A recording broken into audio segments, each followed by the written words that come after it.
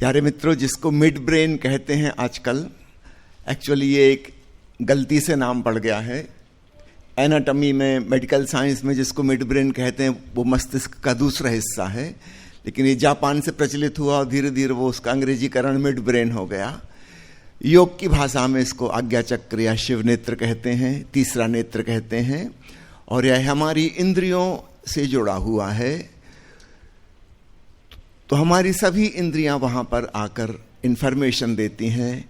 तो सामान्यतः हम केवल आँख से देखते हैं, किंतु अगर हम कोशिश करें तो हम कान से भी देख सकते हैं, छू कर भी देख सकते हैं, सूंघ कर भी देख सकते हैं, क्योंकि वास्तव में हमारी पांचों इंद्रियां स्किन के ही अलग अलग रूप हैं। त्वचा एक ही है, फिर उसका ही एक खास हिस्सा ट्रांसपेरेंट बन गया, वो आँख बन गया। एक खास हिस्सा ध्वनि की तरंगें सुनने लगा, वो कान बन गया। उसी त्वचा का एक हिस्सा जीभ बन गया, नाक के भीतर की म्यूकस मेम्ब्रेन बन गया। तो है सब त्वचा ही। तो त्वचा से जो भी सेंसेशन, संवेदन जा रहे हैं, उनको चेंज किया जा सकता है।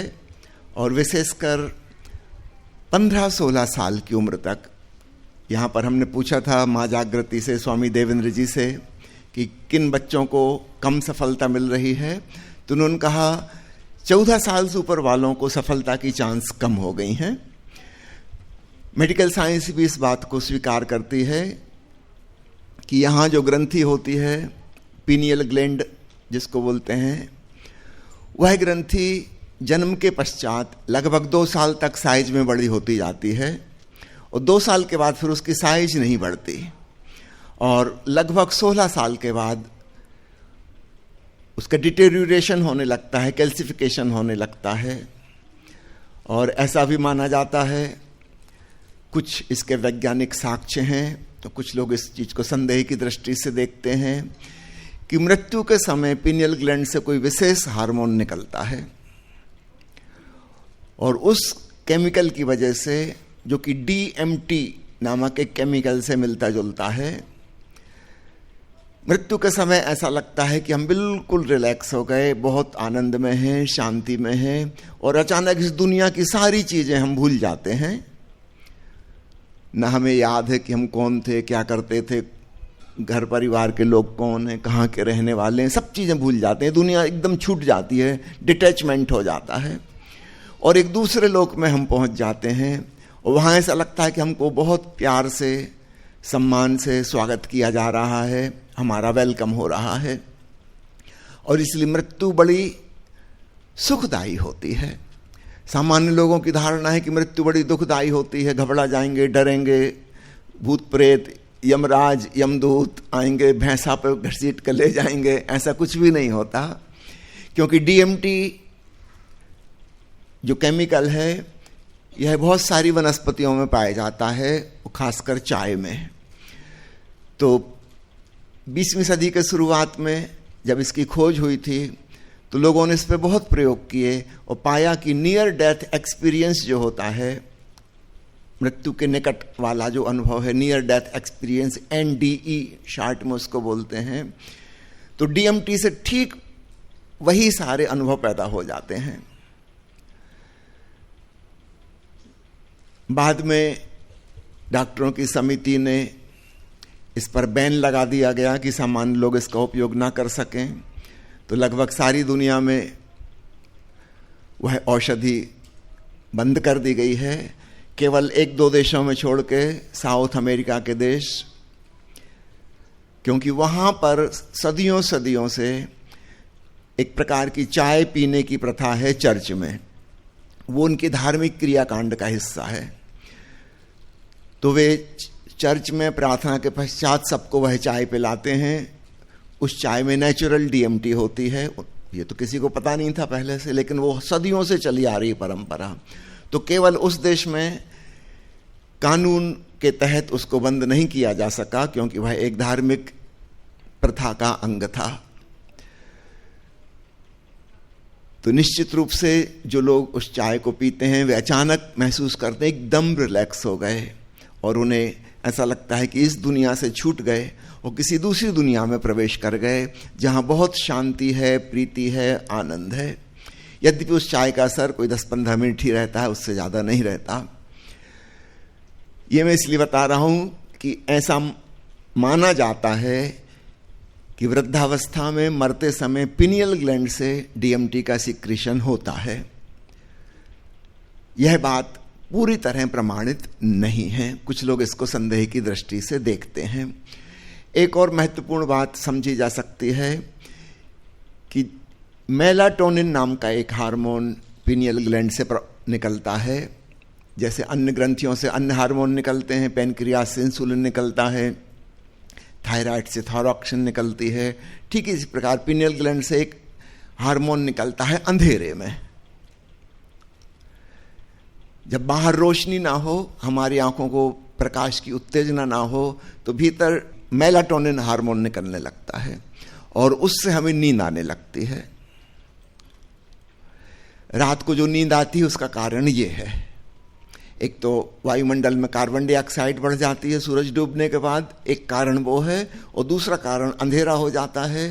पुराने ज़माने में तो सूरज डूबने पर रात हो जाती थी, जब बिजली नहीं थी, कैरोसिन ऑयल का पता नहीं था, अग्नि की खोज नहीं की गई थी, तो लाखों साल तक हमारे पूर्वज सूरज ढलने के थोड़ी देर बाद सो जाते थे, क्योंकि मेलाटोनिन भीतर बनने लगता था। और भोर में सूर्योदय के पहले ही हल्की सी रोशनी जब आनी शुरू हुई, हमारी पलकें सेमी ट्रांसपेरेंट हैं, थोड़ी थोड़ी रोशनी भीतर जाती है, तो जैसे ही भीतर रोशनी गई तुरंत पिनियल ग्लैंड से मेलाटोनिन का सिक्रीशन बंद हो जाता था और नींद खुल जाती थी। इसलिए भोर में सूर्योदय के करीब करीब आधा पौन घंटा पहले नींद खुलना स्वाभाविक है। अगर हम नेचुरल ढंग से सोएं और जागें तो हम करीब करीब सूर्योदय के 1 घंटे पहले जाग जाएंगे और सूर्यास्त के करीब 1 घंटे बाद हम सो जाएंगे। ये नॉर्मल हमारी स्लीपिंग पैटर्न होगी। किंतु आज के युग में बिजली आने के पश्चात वो पैटर्न टूट गया है और बहुत लोग जो अनिद्रा से पीड़ित हो जाते हैं, इनसोम्निया नाम की बीमारी, उन्हें नींद ही नहीं आती। उसका कारण है घर में बहुत ज़्यादा रोशनी, लगातार प्रकाश की उत्तेजना, और खासकर मोबाइल में और लैपटॉप पे जुड़े हुए हैं जिससे रोशनी निकल रही है, तो हमारी पिनियल ग्लैंड बुरी तरह से प्रभावित होती है। यहाँ आप लोगों ने जो प्रयोग किया, आँख पे काली पट्टी बांध दी गई, भीतर अंधेरा हो गया, उस समय आपके भीतर मेलाटोनिन की मात्रा बढ़ने लगी, भीतर एक प्रकार का रिलैक्सेशन आने लगा। और चूंकि आप बैठे हुए हैं तो नींद तो नहीं आ सकती, तो एक हिप्नोटिक ट्रांस की स्टेट जो कि ध्यान से काफ़ी मिलती जुलती है, क्योंकि आप अवेयर भी हैं, बैठे हुए हैं, सो तो नहीं सकते, उसके पहले आपने धीमी धीमी गहरी गहरी सांस ली थी, तो ऊर्जा जाग गई है, सो नहीं सकते, और अंधेरा हो गया पट्टी बांधने से, तो मेलाटोनिन आ गया, उसने रिलैक्स कर दिया। तो रिलैक्सेशन और अवेयरनेस का एक अनूठा कॉम्बिनेशन बन जाता है, जहाँ पर हमारी तीसरी आँख बड़ी आसानी से अपना फंक्शन कर सकती है। और यही कारण है कि करीब करीब 75% बच्चों को सफलता मिल जाती है। आगे से हम ख्याल रखेंगे, 8 से लेकर केवल 14 साल तक के बच्चों को निमंत्रित करेंगे, क्योंकि देखा जाता है कि 14 साल के बाद इसकी चांसेस कम होते जाते हैं, क्योंकि पिनियल ग्लैंड का नॉर्मल फंक्शन भी कम होता जाता है। इससे एक और महत्वपूर्ण बात पता चलती है, जिसके साइंटिफिक प्रूफ भी हैं, कि जैसे जैसे पिनियल ग्लैंड का काम कम होता जाता है उम्र बढ़ने के साथ साथ, वैसे वैसे सेक्स हार्मोन का सिक्रीशन होने लगता है और सेक्सुअल मैच्योरिटी आने लगती है। वर्तमान युग में विशेषकर बिजली की खोज के बाद रात को घरों में प्रकाश बहुत हो रहा है और इस कारण से पिनियल ग्लैंड का फंक्शन जैसा होना चाहिए था नेचर में वैसा नहीं हो पा रहा है। और शायद यही कारण है कि उन्नत देशों में, महानगरों में रहने वाले बच्चे प्री मैच्योर सेक्सुअली प्रौढ़ होने लगे समय के पहले जहाँ 16 साल में होते थे, धीरे धीरे वो 14 साल में होने लगे, और अमेरिका जैसे देशों में 12 साल में ही होने लगे। और ऐसा अनुमान किया जाता है कि आने वाले 10-20 साल में शायद यह उम्र घट के 11 साल, 10 साल, 9 साल पे आ जाएगी। आज्ञा चक्र कहीं प्रभावित हो रहा है। और इससे हम समझ सकते हैं कि पुराने ज़माने में जहाँ आज्ञा चक्र पर बहुत ध्यान करवाया जाता था, गुरुकुल ज़माने में 25 साल की उम्र तक अपने शिक्षा काल में विद्यार्थी ब्रह्मचर्य से रहते थे। उस आश्रम का नाम ही ब्रह्मचर्य आश्रम था। और ऐसी पुराने किसी भी ग्रंथ में, शास्त्र में उल्लेख नहीं आता कि इससे किसी को कोई परेशानी होती थी। यह स्वाभाविक था।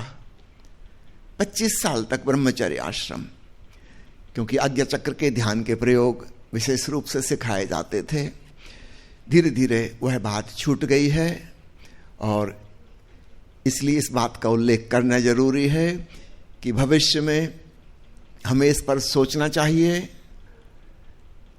प्री मैच्योर सेक्सुअल मैच्योरिटी का आ जाना उचित नहीं है और उसके बाद फिर बुद्धि का विकास भी कम हो जाता है।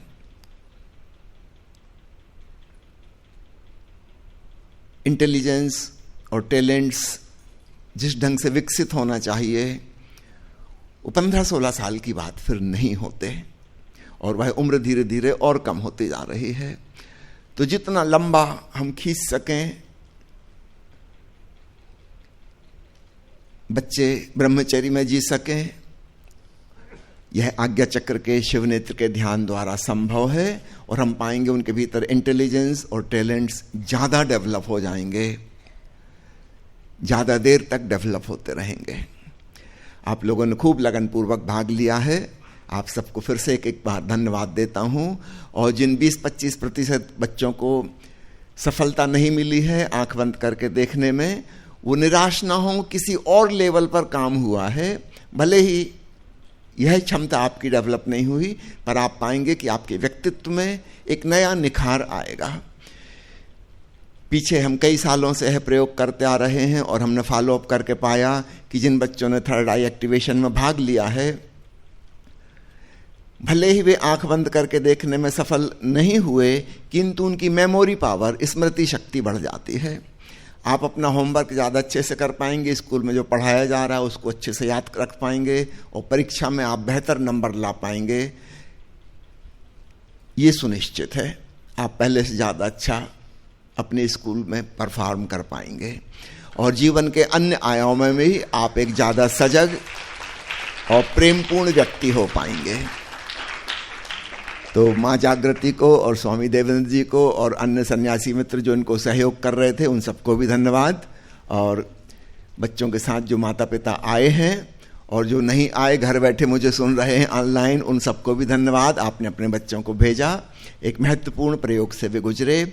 निवेदन है कि घर में इसकी प्रैक्टिस जारी रखिए। यहाँ जो सिखाया गया है, अगर 3 महीने से लेकर 6 महीने तक आपने इसकी नियमित 10-10 मिनट भी प्रैक्टिस की, तो हम उम्मीद करते हैं आपके स्कूल के रिजल्ट्स में काफ़ी बड़ा डिफरेंस देखने को मिलेगा। आप एक ज़्यादा प्रेमपूर्ण और ज़्यादा होशपूर्ण व्यक्ति हो पाएंगे। Thank you very much again.